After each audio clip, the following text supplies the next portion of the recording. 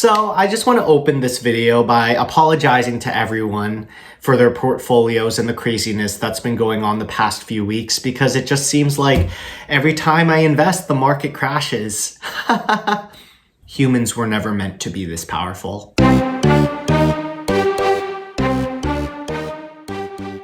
Hey guys, my name is John and my channel is all about personal finance and financial independence. Today's video is going to be talking about why net worth is not everything. Gasp, John, how do you say something that goes against the teachings of everybody in the FIRE community? So let me open this video by saying that my net worth right now is about negative 20K.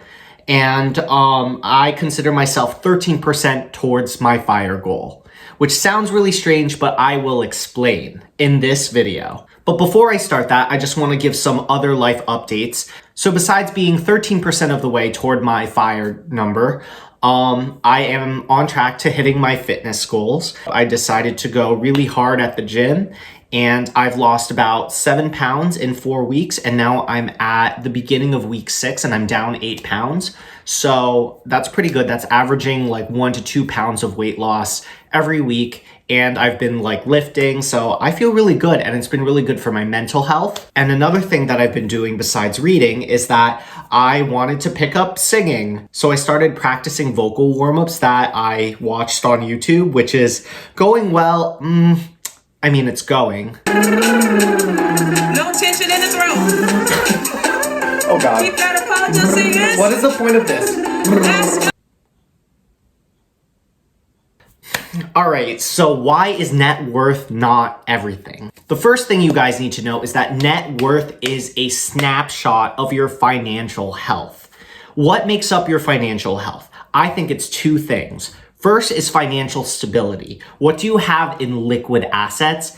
And second is financial independence. What do you have in income producing assets? The problem with net worth is that it doesn't separate like income producing assets from non-income producing assets. So two different people could have the same net worth, but have a completely different financial story. So here's an example. Let's call example 1 Bob and example 2 Steve. Okay, so Bob has a net worth of negative 20K. He has $0 in investments, only $1,000 in liquid cash that he has in a savings account, and negative $21,000 in credit card debt. Yikes. Things aren't looking that great for Bob. In example 2, we have Steve. Now, Steve has a net worth of negative 20K as well. However, he has 130K in investments, 160K in low interest debt because he refinanced his mortgage and took advantage of a 0% interest on like a car that he purchased this year. And he has 10K in liquid cash. He also has a net worth of negative 20K, but as you can see, both scenarios tell a completely different story of their financial health. Whereas example 1 is barely hanging on by a thread, example 2, Steve can slow pay down his low interest debt and have his investments grow and make his money work for him. Net worth also doesn't take into account the active income that you earn, the passive income that you cash flow from, or the rate at which your debt accumulates. Like in our 2 examples, the first example has $21,000 in credit card debt, whereas the second example has no credit card debt and his mortgage interest is like 2%. And another thing is that net worth doesn't look at the velocity in which your money grows. So a $100,000 portfolio growing at 10% in a year would gain about $10,000 in that year, whereas a $400,000 portfolio would gain $40,000 in that same year. The reason I'm making this video is because I want people to know that net worth is just a snapshot of your financial health. And if you're trying to get financial independence, what you should be focusing on is how much money you're putting into income producing assets.